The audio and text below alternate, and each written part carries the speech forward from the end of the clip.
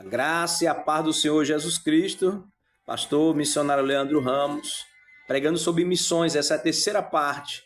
Curta, comenta, compartilha, bota no grupo de WhatsApp, tá certo? Manda para os irmãos e aqueles que ainda não receberam Jesus como Senhor e Salvador, porque Jesus nunca pregou religião, eu também não prego.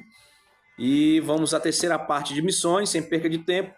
Atos capítulo 1, versículo 8, versículo muito conhecido de todos os irmãos, está escrito: mas receberei poder ao descer sobre vós o Espírito Santo, e sereis minhas testemunhas, tanto em Jerusalém, como em toda a Judéia e Samaria até os confins da terra. A autoria comum de Lucas e de Atos, Lucas escreve o Evangelho de Lucas e é o escritor de Atos dos Apóstolos ou Atos do Espírito Santo. Não é à toa que esses dois livros, somado com Mateus e Marcos, falam sobre a grande comissão: ide e pregai o Evangelho a toda criatura. Se você for ver um quadro da própria igreja primitiva, dos 100 aos 150 anos, ou melhor, os primeiros 150 anos da igreja primitiva, você vai ver a grande comissão, você vai ver os apóstolos cheios do Espírito Santo, consagrando diáconos, posteriormente consagrando presbíteros. Leia Atos do Espírito Santo, o Atos dos Apóstolos, para se dedicar às Sagradas Escrituras e se dedicar à obra missionária.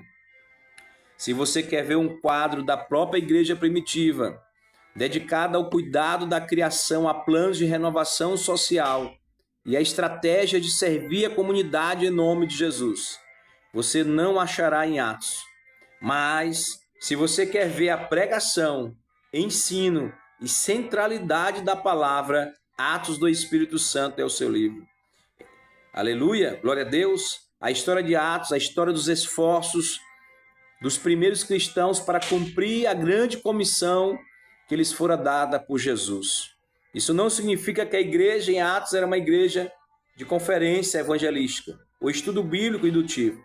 Vemos a igreja dedicada à comunhão, ao partir do pão, às orações, bem como ao ensino dos apóstolos, em Atos 2, 42 e diante. Vemos exemplo de crentes que compartilhavam as coisas uns com os outros, Atos 2, 44, 46, Atos 4, 32 e 37. E ouvimos falar de muitos sinais e maravilhas, aleluia. Atos 2, 43, Atos 5, do 12 ao 16. Verdadeiramente, o reino irrompera quando Jesus continuava a fazer milagres por meio dos apóstolos e às vezes de outras pessoas. Atos capítulo 1, versículo 1, carta aos Hebreus, capítulo 2, do versículo 3 e versículo 4. Mas não há dúvida de que o livro de Atos é, antes e acima de tudo, um relato do testemunho apostólico que se expandiu de Jerusalém para a Judéia e Samaria. Darrell Book diz: esta comissão de Atos capítulo 1, versículo 8, descreve o principal compromisso da igreja, o que ela tinha de fazer até a volta do Senhor Jesus. A prioridade para a igreja até a volta do Senhor é uma missão que a comunidade nunca perdeu de vista. É testemunhar de Jesus até o fim do mundo. E em grande parte a igreja existe para estender o testemunho apostólico sobre Jesus em todos os lugares. Jesus está agora no Getsêmani, fazendo uma alusão antes de Atos dos Apóstolos. A Bíblia vai dizer, no menor versículo da Bíblia, que Jesus chorou. Getsêmani, numa tradução, significa prensa de óleo. A oliveira vai ser imprensada na cruz do Calvário. Jesus agora é decretada a sua prisão e crucificação. Jesus agora vai ao Gólgota, lugar da caveira, sofrer as piores dores e os piores sofrimentos que um homem poderia sofrer. Jesus agora sofre de tanta dor e tanto sofrimento, um fenômeno chamado hemartitrose. Começa a sair dos poros de Jesus sangue, de tão intenso que foi a tortura sobre o Rei dos Reis. Os fariseus, ou melhor, o Império Romano decretava a morte de Jesus por achar que era blasfêmia ele se auto-intitular como Messias, mas ele tomou posse da grande comissão, ide pregar o evangelho a toda criatura. Como ouvirão se não há quem pregue? A quem eu enviarei? A seara é muito grande, mas poucos são os ceifeiros. Jesus, após a sua ressurreição, aparece aos seus discípulos e Dídimo, Tomé, não acredita e tem que testificar. Quando Jesus chega perto de Dídimo, ele mostra a mão para ver o furo em suas mãos, está escrito na palavra de Deus. E ali, naquela aparição, diz a palavra de Deus que Jesus passa 40 dias após a sua morte e ressurreição. E nesses 40 dias, ele com certeza instruiu os discípulos para reagirem. Com certeza os discípulos estavam em todo o povo, Maria e todos que seguiam Jesus estavam desanimados. Mas Jesus vem fortalecer mais uma vez a sua igreja. Ele aparece para os seus discípulos e deixa a grande comissão. E os evangelhos de Mateus, Marcos e Lucas reforçam tais afirmações que eu estou fazendo.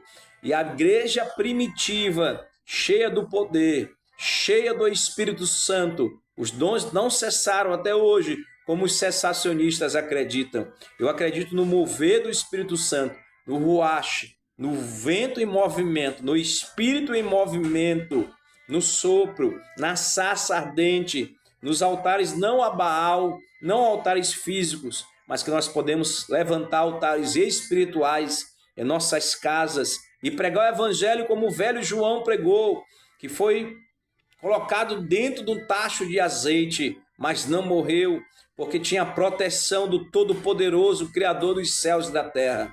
Não satisfeito, João pregava o evangelho nas casas, e o Império Romano ameaçava as pessoas que abriam as casas para os discípulos pregarem. Eles ameaçaram de morte as suas esposas, seus filhos, e não satisfeito com aquilo que eu falei agora há pouco e não terminei, voltando para este assunto, não satisfeito com a possível morte do apóstolo João, aquele que é considerado o apóstolo do amor, dentro de um tacho de azeite.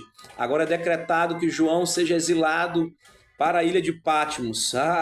Aí o evangelho da cruz do Calvário, que se perpetua até hoje, o mover do Espírito Santo, dá graça a João, e João tem a revelação de Apocalipse, a escatologia, o livro dos últimos dias. A igreja não vai parar. Pedro pregou em Atos capítulo 4, versículo 2 e versículo 4, está escrito que ele pregou para 5.000 almas que creram. Pedro e João testemunharam da crucificação perante o conselho. E quando eles são libertados da detenção, da prisão, os crentes oravam para continuarem a anunciar a palavra com ousadia. Versículo 29, versículo 31. Em Atos capítulo 5, quando os apóstolos são presos novamente, o anjo do Senhor quebra a cadeia, liberta e ordena-lhes: ide e apresentando-vos no templo, dizei ao povo todas as palavras desta vida. Versículo 20. E tendo ouvido isso, Lucas relata: logo ao romper do dia, aleluia, entraram no templo e ensinavam. Versículo 21. Que Deus abençoe em nome de Jesus. Essa é a terceira parte sobre missões. Em breve a quarta parte. Curta, compartilhe e comenta em nome de Jesus. Nos ajude a pregar o evangelho. Que Deus abençoe em nome de Jesus.